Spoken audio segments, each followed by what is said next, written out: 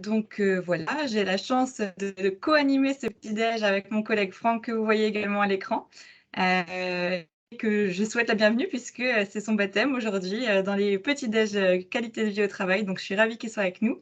On est là aujourd'hui pour parler, de l'accueil, des nouveaux arrivants, hein, pour faciliter leur intégration. Alors, on va aussi faire déjà une introduction.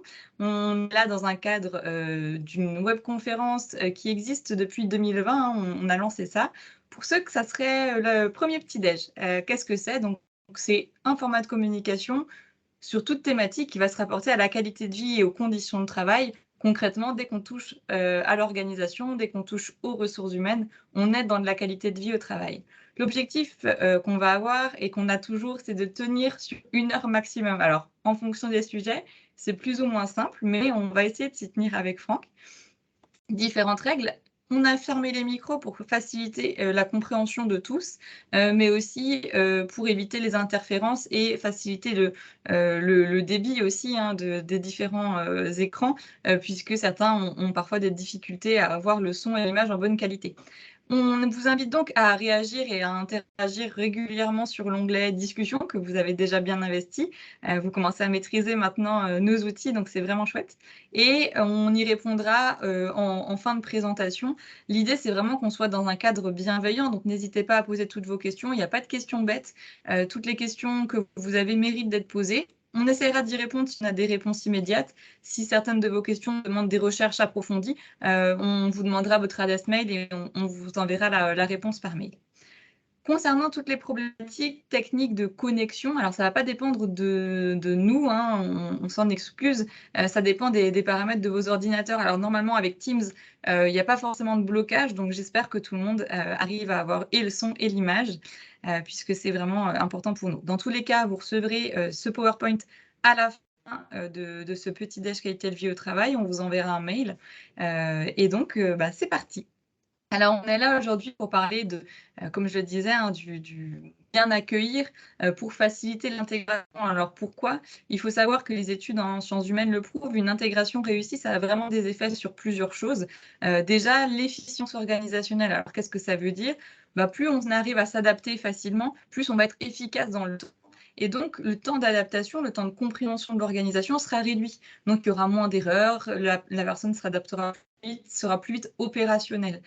Donc c'est pour ça que c'est vraiment important d'avoir une phase d'accueil et d'intégration, pour aussi diminuer ce temps d'adaptation, puisque c'est prouvé, hein, en fonction des postes, on a entre 1 an et 3 ans à faire le tour de son poste pour en devenir un expert, pour le maîtriser, en fonction des différentes problématiques métiers que la personne va rencontrer.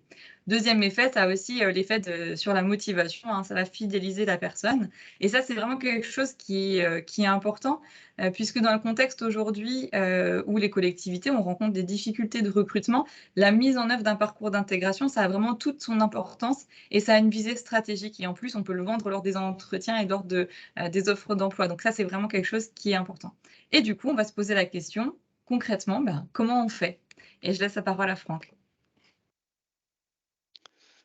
Merci Jennifer. Bonjour à tous. Alors, on va tout d'abord, avant de rentrer dans le vif du sujet, je vous propose que l'on définisse ensemble ce que l'on entend par nouvel arrivant. Ainsi, je vous invite à noter dans le chat, pour vous, qu'est-ce qu'un nouvel arrivant? Quelle représentation vous en avez? Qu'est-ce que c'est?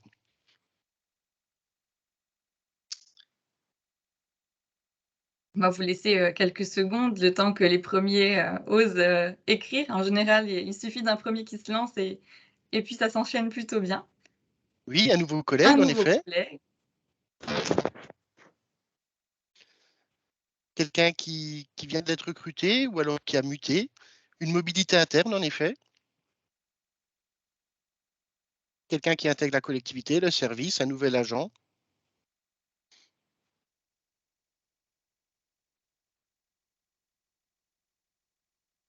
OK, ça marche. Quelqu'un, en effet, qui vient de retour de congé maternité ou de maladie. Merci pour vos retours.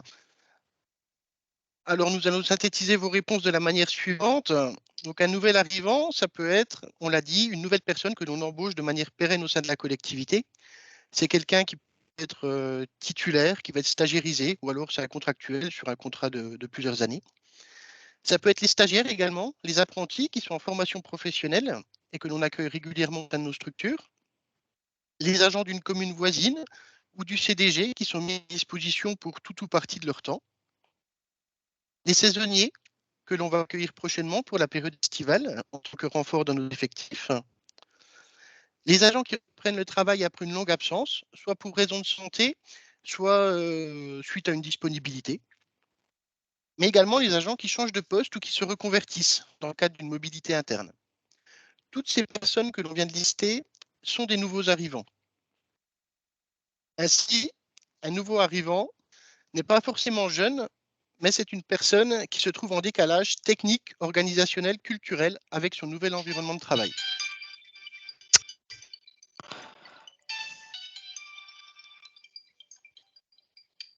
Alors, Allô? Attendez, on va juste couper les micros les des gens. statistiques. Je te laisse passer à la diapositive, Jennifer. Ouais, alors attends, je vais juste couper le micro, hop, de la personne. Comme ça, c'est fait. Logiquement, tu as la diapo, quel facteur de risque? Elle ne C'était pas s'affiche pas affiché? chez moi. Non, Alors, voilà, on toujours l'a. pas? Ouais, c'est bon. Si, très bien. Alors, les statistiques d'accidents le prouvent, les nouveaux arrivants sont des personnes vulnérables face aux risques professionnels. Ils sont concernés par de nombreux accidents les premiers mois de leur embauche. Alors, pourquoi ces chiffres? Donc, vous voyez sur la slide une liste non exhaustive de facteurs de risque qui peuvent expliquer cette tendance. Un des premiers éléments, c'est que l'accueil est insuffisant. Il n'y a pas d'accueil ou alors il n'est pas assez développé et du coup, le nouvel arrivant ne comprend pas l'environnement dans lequel il évolue. Il peut y avoir un manque d'accompagnement. Le nouveau est laissé en autonomie dans la réalisation des tâches. Un manque d'expérience. Le nouveau se retrouve avec des nouvelles activités, de nouveaux modes de travail qui diffèrent de sa collectivité précédente. Mais également, ce manque d'expérience peut s'exprimer lorsque le nouveau démarre sa carrière professionnelle. Les limites peuvent être mal identifiées. Les règles changent suivant la structure. Bien souvent, le nouveau veut faire bonne impression et il n'ose pas forcément demander. Pour les jeunes, on va retrouver en complément le sentiment d'invulnérabilité. Exemple, le port de charge, le jeune va vouloir montrer qu'il est fort, qu'il peut porter sans utiliser le chariot qui est mis à sa disposition. Lors de l'accueil, il y a un flot d'informations difficile à assimiler et nous verrons qu'il est préférable de disséminer l'information petit à petit pour que les nouveaux l'intègrent plus facilement. Certains nouveaux, pour faciliter leur intégration au sein du collectif, vont imiter des comportements à risque. C'est le cas, par exemple, des rippers derrière les bennes à ordures ménagères qui vont sauter du marchepied alors que le camion n'est pas totalement arrêté. Certains vont manquer de repères, d'autres vont manquer de discernement. L'ensemble de ces facteurs, donc c'est bien une liste non exhaustive, on pourrait sûrement en rajouter d'autres, doit nous amener à la conclusion suivante, c'est que les nouveaux arrivants dans une collectivité doivent être considérés comme des personnes vulnérables. Jennifer l'a énoncé au début de la présentation, la mise en place d'un parcours d'intégration a toute son importance et a une visée stratégique. Ainsi, bien accueillir un nouveau permet à la collectivité de participer à sa bonne image, de gagner du temps. Bien souvent, prendre un peu de temps au début permet d'en faire gagner beaucoup par la suite. Ça diminue les risques d'accidents et de maladies professionnelles. On améliore la disponibilité mentale du nouveau et donc la qualité de son travail. On mobilise le personnel et on limite le turnover. Pour le nouveau, ça va permettre de rassurer, de donner des repères, de donner du sens, une finalité au travail. Ça va faciliter bien sûr son intégration, réduire le risque d'accident. On est vraiment sur une stratégie gagnant-gagnant, tant pour la collectivité que pour le nouveau. Et du coup, par rapport à tout ça, ce qui est vraiment important de comprendre, c'est qu'il y a, vous m'entendez ou pas? Oui, OK, j'ai cru que ça marchait plus. Donc c'est qu'il y a vraiment chaque personne qui a un rôle à jouer, c'est pas juste le chef, c'est pas juste les RH. Tout le monde a quelque chose à faire dans l'organisation, dans cette notion d'accueil, d'intégration puisque, chacun va avoir des missions différentes pour faciliter l'arrivée, des nouvelles personnes dans l'organisation et pour répondre du coup, à ces enjeux que Franck vient d'énoncer. Donc, la première étape, c'est de préparer l'arrivée. Donc, en général, ce que nous, on préconise, c'est au moins un mois avant l'annonce, au moins un mois avant l'arrivée, il faut faire l'annonce. Je rencontre un nombre assez important dans nos interventions depuis 2016 qu'on accompagne les collectivités, de chefs de service qui me disent qu'ils ne savent pas quand leur nouvel arrivant va venir dans leur service. Des fois, ils l'apprennent le jour même parce que la personne se présente devant eux, ils n'étaient pas informés que l'agent arrivait. Donc, c'est vraiment essentiel que le chef le sache le plus tôt à l'avance pour pouvoir anticiper et surtout pour pouvoir prévenir l'équipe, puisque l'équipe va venir être modifiée en accueillant une nouvelle personne. Donc, c'est vraiment important que l'équipe soit au courant de ce qui va se passer, de qui est cette personne. Donc, on la présente, on présente son profil, ses missions, ses compétences. C'est important de faire un tour de table aussi pour que chaque agent puisse exprimer son point de vue. Par exemple, si on dit « Ah bah tiens, il a cette compétence » et que quelqu'un l'avait déjà, pas qu'il se sente évincé pour éviter qu'il y a cette notion de bah, « il va venir marcher sur mes plates-bandes », etc. C'est essentiel de pouvoir laisser les agents de l'équipe s'exprimer, mais aussi pour demander un référent. Bah voilà, il va venir travailler, sur, l'espace vert. Est-ce que quelqu'un serait d'accord pour l'accompagner lors de sa phase d'intégration, pour lui montrer où se trouvent les choses et cetera? Et ça permet surtout aussi de responsabiliser les agents, les équipes, dans l'accompagnement et dans le fait de montrer, à quel point c'est essentiel de pouvoir intégrer facilement quelqu'un, puisqu'on l'a vu, hein, dans les différents diagnostics des risques psychosociaux. Parfois, certaines personnes vont être plutôt en mode, «Je vais tester le nouveau pour voir comment il réagit», on va être plus, dans de la défiance ou autre. C'est vraiment essentiel de pouvoir faire cette réunion collective en amont pour expliquer, qui va être la personne, à quoi ça sert l'intégration, et de pouvoir justement créer un climat de confiance avant même l'arrivée de la personne. Aussi, c'est important d'informer l'ensemble du personnel. Ça aussi, hein, c'est quelque chose qui remonte régulièrement des diagnostics des risques psychosociaux.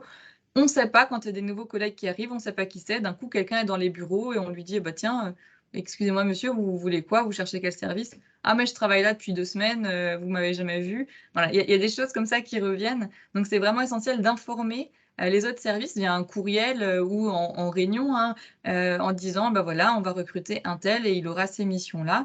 D'informer aussi en externe si le poste le nécessite. Par exemple, si vous avez des partenariats avec certains acteurs, d'informer qu'effectivement, un tel va arriver, le 1er juin et ses missions, ça sera de faire ci et ça.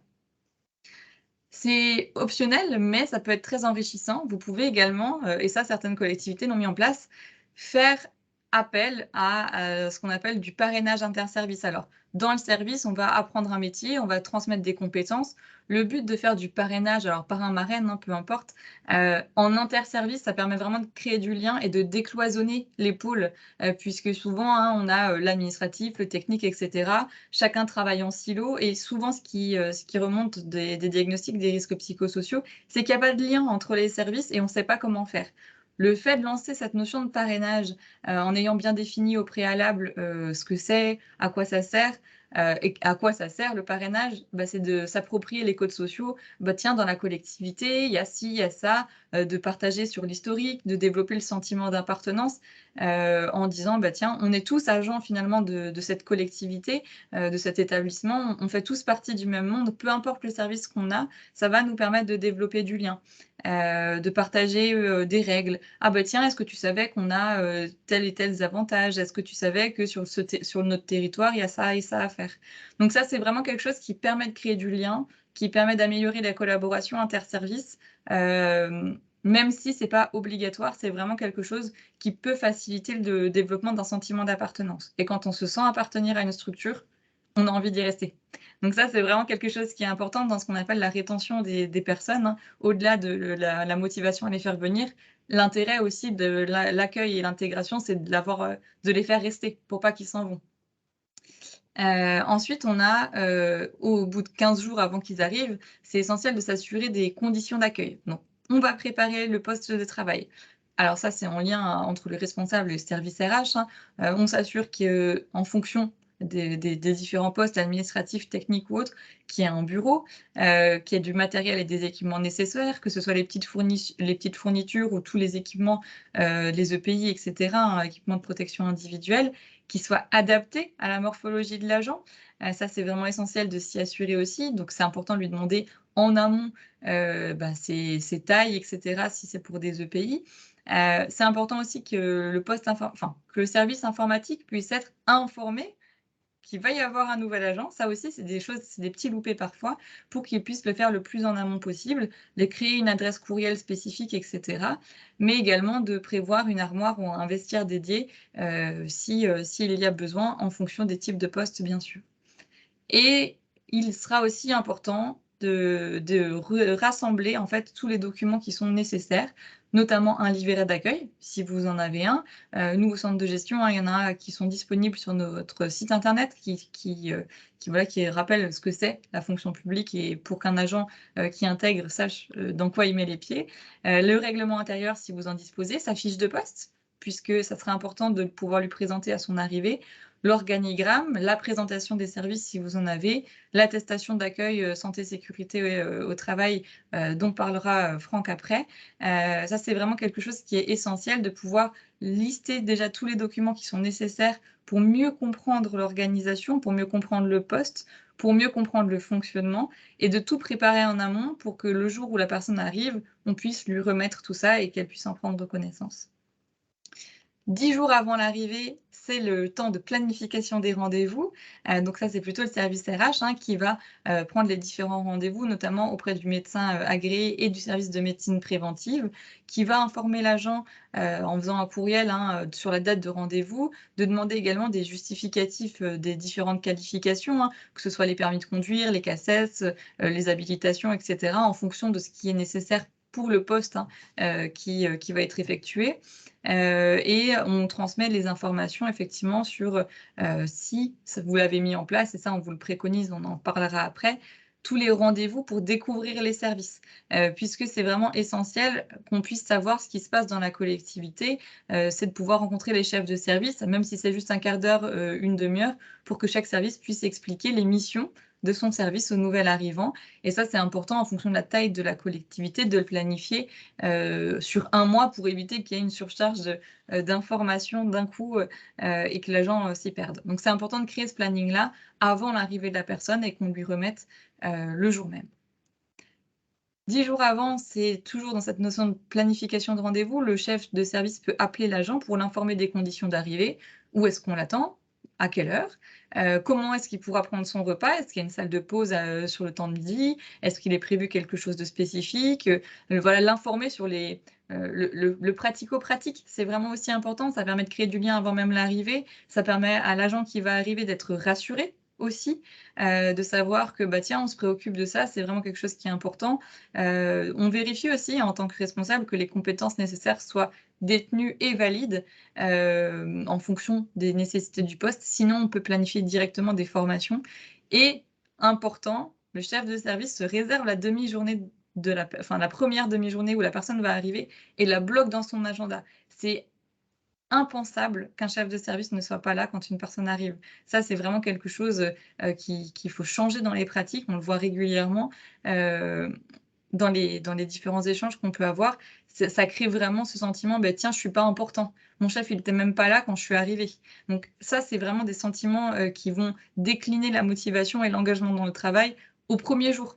Et si au premier jour, il y a ce sentiment-là, alors on n'aura pas envie de rester.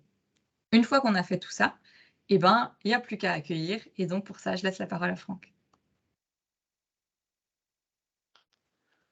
Donc le grand jour est arrivé, le nouvel arrivant arrive dans la collectivité. Comme vient de le dire Jennifer, c'est le responsable hiérarchique direct qui va accueillir le nouvel arrivant donc dans les locaux de travail. Dans un premier temps, il va le présenter à l'équipe. Ce sera l'occasion de mettre un visage sur un nom pour les nouveaux collègues et pour le nouveau, de voir les collègues avec qui il va collaborer. Ensuite, en entretien individuel, le responsable va présenter la structure, la collectivité, comment est-elle organisée, lui présenter l'organigramme, savoir où il se situe dans l'organigramme, dans quel service. C'est l'occasion de faire un point sur les modalités d'accueil, les modalités du temps de travail, quels sont les horaires de travail, comment on fonctionne. On peut également rechecker ce qu'on a fait 10 jours avant au niveau des horaires, est-ce que ça correspond toujours à l'organisation personnelle du nouveau? Ça permet de le libérer mentalement et de se concentrer sur les informations que vous allez lui communiquer. On lui donnera des explications sur l'organisation et le fonctionnement du service, hein, les procédures qui sont en place. On lui remettra les documents que vous aurez préparés en amont, donc livret d'accueil, règlement intérieur, les fiches de poste, la liste des sauveteurs secouristes du travail, les consignes d'évacuation. Un temps sera dédié à la santé-sécurité pour présenter au nouveau les risques professionnels auxquels il sera exposé et les moyens de prévention à mettre en œuvre pour se protéger. Donc on lui remettra les EPI dont il aura besoin, le cas échéant, et on pourrait échanger le numéro de téléphone entre le nouvel arrivant et le responsable. Ça permettra de créer du lien, notamment si le nouveau est perdu dans la collectivité, a un souci, il a vers quelqu'un vers qui se référer. Afin que le nouveau puisse se repérer au sein de la collectivité, un plan avec les bâtiments communaux pourra lui être remis et un tour de la ville effectué. Ce sera l'occasion également de faire le tour des services de la collectivité pour présenter le nouvel agent aux autres services. Pareil, hein, c'est toujours pareil, ça facilite l'intégration, ça facilite le contact. Pour les grandes collectivités, on pourra se limiter au secteur ou au service avec qui le nouvel arrivant va collaborer le plus. C'est également lors de cet accueil qu'on remettra les documents pour se rendre à la visite médicale auprès du service de médecine préventive. Et à l'issue, on s'assurera de la cohérence entre l'aptitude médicale qui a été donnée par le médecin et les tâches effectuées. S'assurer qu'il puisse bien effectuer toutes les tâches. Enfin, un temps devrait être pris par la direction pour lui expliquer, pour lui présenter la politique et les valeurs de la collectivité. Il est important de prévoir des temps d'échange avec le service lors d'un moment convivial avec l'ensemble du service, donc soit le matin, soit l'après-midi, pour présenter cette nouvelle personne à l'équipe, pour faire connaissance avec les nouveaux collègues, mais surtout pour clarifier collectivement la place et le rôle de chacun au sein du service vis-à-vis du nouvel arrivant. Je reviens sur l'accueil sécurité qui doit être réalisé, hein. Donc un accueil santé et sécurité doit être systématiquement organisé lors de la prise de fonction d'une personne. Donc dès qu'on recrute quelqu'un, il y a un accueil santé et sécurité qui doit être fait. Lorsqu'il y a un changement de fonction, de technique, l'achat d'un nouveau matériel ou alors si les locaux sont transformés, mais également chaque fois que nécessaire, suite à un accident de service grave qui a entraîné mort d'homme ou alors qui a un caractère répétitif. Cet accueil va pouvoir être organisé par les chefs de service et ou l'assistant de prévention en partie. C'est à voir suivant votre organisation, il n'y a rien qui est défini, tout dépend de votre organisation interne. Au niveau de son contenu, donc, tu as passé la Ouais, diapositive, pardon. Jennifer? Ouais, ça a le temps que ça Ouais, se ouais. charge. Au niveau du contenu, donc l'accueil sécurité doit porter sur les conditions de circulation sur les lieux de travail. À ce titre, c'est là qu'on va montrer les chemins d'accès aux lieux de travail, l'accès aux locaux sociaux, s'il y a un local de restauration, comment on s'y rend. On va préciser les issues et les dégagements de secours à utiliser en cas de sinistre dans les locaux de travail. Et on va présenter les règles de circulation des véhicules, des engins, des piétons sur les différents sites. En ce qui concerne les conditions d'exécution du travail, dans cet item, on va enseigner les gestes et les comportements les plus sûrs au poste de travail en ayant, si possible, recours à des démonstrations. C'est-à-dire qu'on va expliquer à l'agent comment on utilise tel matériel, telle machine, comment on utilise tel produit, quels sont les risques liés à ce produit-là. Et donc, on va lui expliquer l'utilité des mesures de sécurité qui ont été prescrites et lui rappeler l'utilisation des équipements de protection individuelle, le cas échéant. Il est important de faire des essais selon une progression pédagogique et s'assurer que le nouveau les ait acquis. Le cas échéant, il faudra répéter cette opération jusqu'à ce qu'il ait les compétences nécessaires. En ce qui concerne la conduite à tenir en cas d'accident ou de sinistre, il faudra préparer l'agent à la conduite à tenir en cas d'accident ou d'incendie, afin qu'il puisse sauvegarder sa propre intégrité physique, celle de ses collègues de travail et dans les services qui accueillent du public, celle des usagers. Rappeler les dispositions à prendre concernant les secours, les numéros d'urgence à appeler, quels sont les moyens d'accès des secours, hein, par quel côté du bâtiment les secours doivent arriver. Rendre attentif à la localisation des moyens d'alerte et des moyens de secours, hein. Donc, c'est montrer à l'agent où se trouve la trousse de secours dans le bâtiment, où se trouvent les extincteurs. Et enfin, le sensibiliser sur les risques, sur les responsabilités qui peuvent être encourues. Ça là-dessus, hein, Franck, je rebondis. Il y a beaucoup d'agents qui savent pas qu'ils sont responsables de leur santé et sécurité et de celle de leurs collègues, donc vraiment insister là-dessus, c'est important, je pense.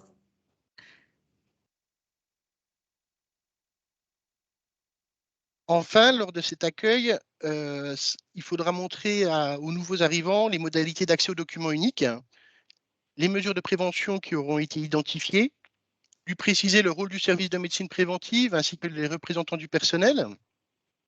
Et ce sera l'occasion de regarder d'une manière plus synthétique, plus détaillée, je veux dire, les dispositions qui sont contenues dans le règlement intérieur et dans les différentes consignes notes de service que vous avez relatives à la santé et sécurité au travail.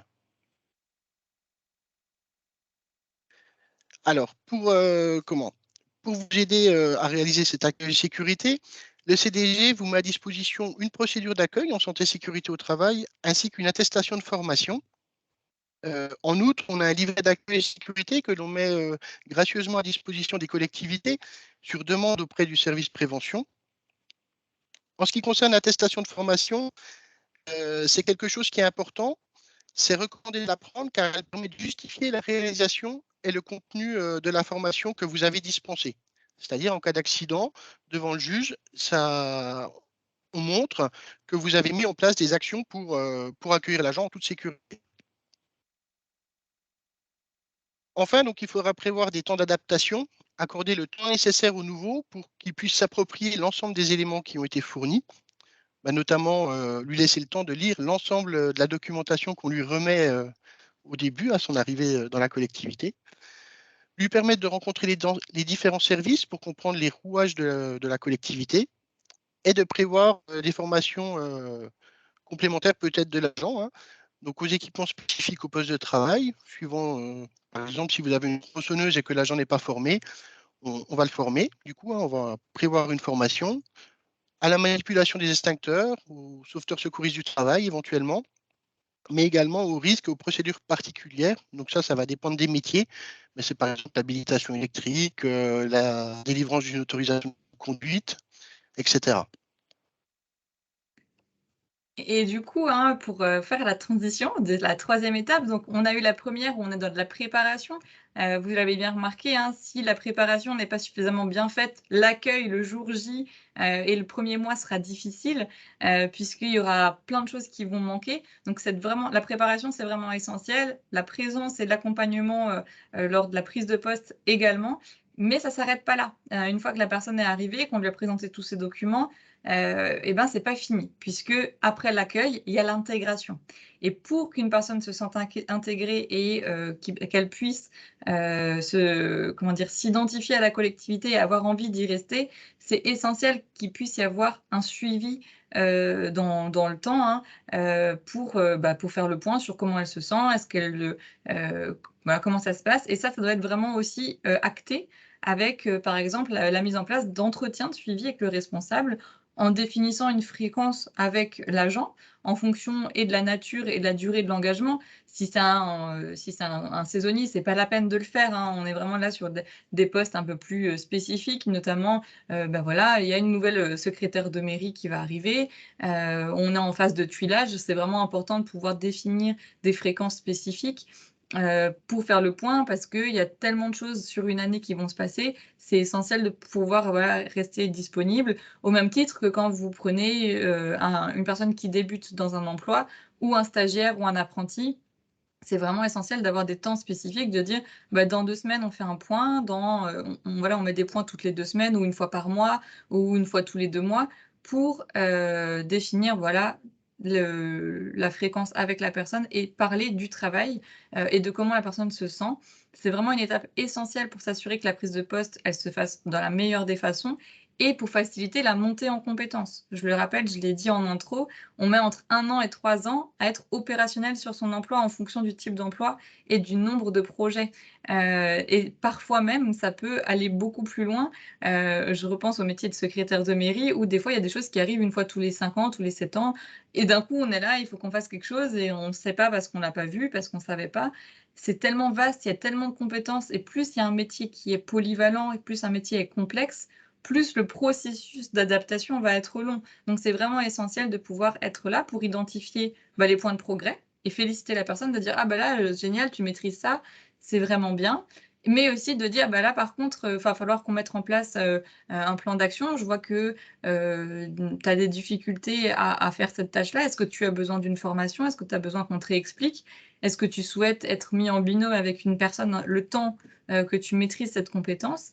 Et ça permet aussi à l'agent de pouvoir s'exprimer sur ses difficultés en disant bien qu'on n'est pas là pour juger, de tes compétences, on est là pour voir comment on peut t'aider à mieux t'adapter sur le poste, et d'identifier d'éventuels besoins de formation qu'on n'avait pas vus au préalable, mais qui dans la pratique, sont nécessaires. Je prends des exemples tout bêtes, hein. On n'avait pas prévenu l'agent, qu'il allait devoir, gérer des tableurs Excel et il maîtrise un tout petit peu Excel, il sait comment l'utiliser, rentrer des données, mais il ne sait pas l'exploiter. Donc ça, c'est aussi des choses qui vont se développer avec le temps, des formations sur la bureautique, ça peut être par exemple quelque chose qui va, apparaître au fur et à mesure du temps. Donc ces entretiens sont vraiment importants sur le temps jusqu'à ce que la personne n'en ressente plus le besoin. Et ensuite, on a aussi les entretiens de fin de période d'essai ou de fin de période de stage, hein, pour les stagiaires, qui vont passer titulaires. Ça, c'est vraiment quelque chose qui est essentiel. Ça permet de faire le point sur la prise de fonction. Si c'est positif et validé, on fait le point sur les missions et on définit les suites qu'on va donner. Tiens, maintenant tu maîtrises ça, les objectifs, ça va être ceux-là.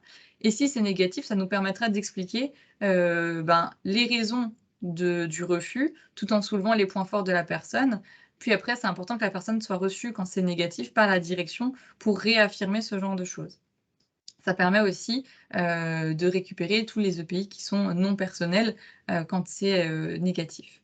Donc ça, c'est vraiment essentiel, ça permet et de fidéliser les personnes si on leur explique pourquoi on ne renouvelle pas, par exemple, une période d'essai. Ça permet aussi de dire: «Tiens, ils m'ont quand même reçu, j'ai été reçu à plusieurs reprises, on m'a dit ce que je faisais bien, mais finalement je ne corresponds pas au poste». Ça va jouer dans ce qu'on appelle la marque employeur. Vraiment, hein, c'est l'image que vous pouvez avoir de votre collectivité à l'extérieur et les principaux ambassadeurs sont et votre personnel et ceux qui ont travaillé chez vous. Les gens parlent, hein, on parle de son travail, on vit au travail. Donc, si quelqu'un dit: «J'en peux plus de cette collectivité, tu te rends compte, j'avais pas de responsable quand je suis arrivé, en plus on m'a rien expliqué et après on me reproche de pas comprendre le fonctionnement». Vous pouvez être sûr que si il en parle à quelqu'un qui a été fonctionnaire, cette personne ne postulera pas chez vous. Donc c'est vraiment important de pouvoir bien expliquer les choses parce que ça va jouer sur cette notion aussi où on va attirer des gens parce qu'on accueille bien les personnes. Ce qui peut être aussi fait, c'est le rapport d'étonnement. Alors le rapport d'étonnement, c'est vraiment un outil au service de l'organisation et de la direction.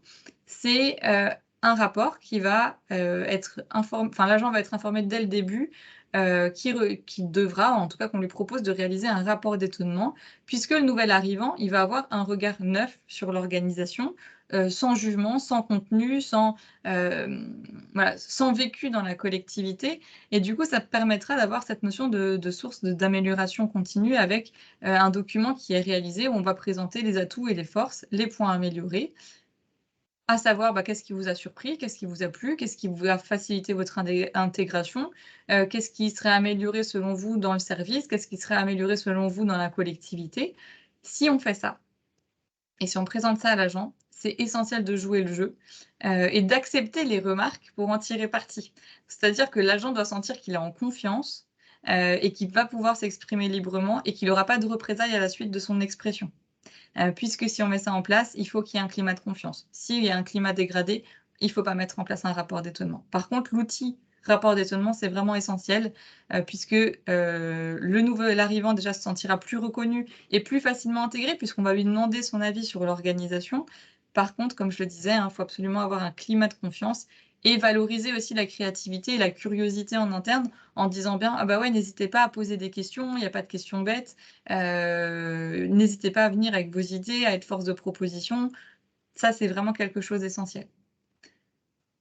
Le rapport d'étonnement, qu'est-ce qu'il y a dedans? Bah, déjà la trame, hein, vous pouvez mettre différentes choses, des infos générales, nom, prénom, voilà, date d'entrée, le type de contrat, les points sur l'accueil, ce à quoi vous vous attendiez, ce qui vous a agréablement surpris, ce qui vous a manqué, les points forts, et les axes d'amélioration, bah, les points forts du service comme je le disais, les points qui pourraient être améliorés, la communication, l'organisation, des idées d'amélioration concrètes aussi pour le service. Et pareil pour la structure, hein, les points forts à améliorer, les idées d'amélioration. Vous pouvez poser cette question: si vous aviez une baguette magique, quelle est la chose que vous changeriez dans notre structure? Ça permet aussi de voir cette notion de, bah, je sais qu'on n'a pas le budget, par contre si, il y avait un truc à faire, ça serait peut-être ça, ou je sais que changer les choses de façon générale, c'est compliqué, mais c'est peut-être ça que je changerais si je pouvais le faire. Donc ça, c'est vraiment quelque chose, c'est un outil qui est utile, si et seulement si il y a un climat de confiance, je le répète. Donc concrètement, comment ça se passe? Bah, vous créez le fichier Word avec les données qu'on vous a mis, vous le transmettez, en version dématérialisée, si l'agent a accès à un ordinateur bien sûr, hein, en lui expliquant l'intérêt, l'objectif. Ça peut être présenté par la direction, hein, lors de l'entretien avec la direction ou avec, l'élu en fonction de ce que vous décidez, de son cadre. On est là dans de la bienveillance, dans de la confiance. Nous, notre objectif, c'est de savoir comment on peut s'améliorer pour, faire un meilleur service public et cetera. Et donc l'échéance de rendu, c'est sur 3 mois, puisque au bout de 3 mois, en général, on a vu quand même beaucoup de choses, sur le fonctionnement. On a pu vivre dans les services et l'idée, c'est vraiment de demander à l'agent de le compléter au fur et à mesure. C'est pour ça qu'on lui donne en format dématérialisé pour qu'il puisse, à chaque fois qu'il y a quelque chose qui le surprend ou qu'il a apprécié, qu'il puisse le noter, enfin voilà, régulièrement, chaque jour, chaque semaine et cetera. Ce qui nous permettra aussi, cet outil, de servir de base pour les entretiens de suivi avec le responsable. Et ça, c'est vraiment quelque chose qui est important, c'est que l'agent puisse être aussi acteur de son parcours et de son intégration, et voilà, de pouvoir échanger là-dessus.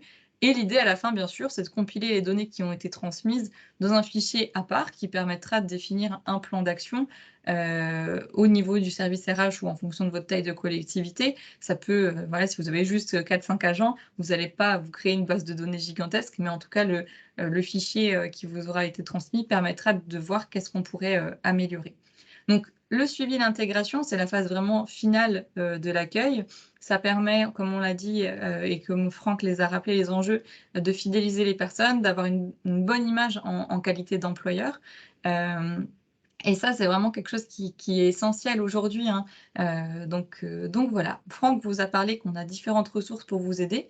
On vous a mis les liens, ici, hein, donc la fiche psycho-ressources qui reprend finalement, une partie de cette présentation, la procédure d'accueil, l'attestation d'accueil, tout ce qui va être formation et information, à la santé sécurité au travail, mais également, les documents sur tout ce qui est apprentis et saisonniers. Il est 9h40.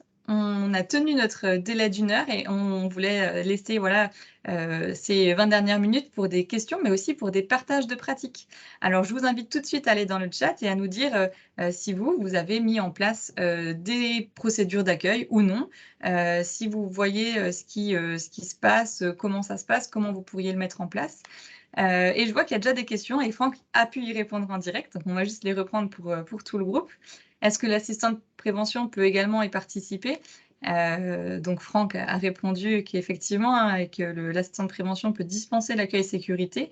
C'est vrai que c'est un acteur qui est clé, hein, qui est important de présenter aussi dans le tour des services, au même titre qu'on présente les responsables de pôle ou de services qui vont expliquer les missions. L'assistant de prévention, c'est important de le présenter pour savoir qui c'est, mais aussi parce que certains agents ne savent pas toujours quelles sont ses missions, quelles sont ses fonctions, quelles sont ses responsabilités et à quoi il va servir dans la collectivité. Donc c'est important de le mettre dans la boucle des personnes qui seront présentées. Pour les secrétaires de mairie, un parrainage d'une secrétaire d'une commune aux alentours serait bénéfique car la personne est souvent seule. C'est une super idée, Fanny.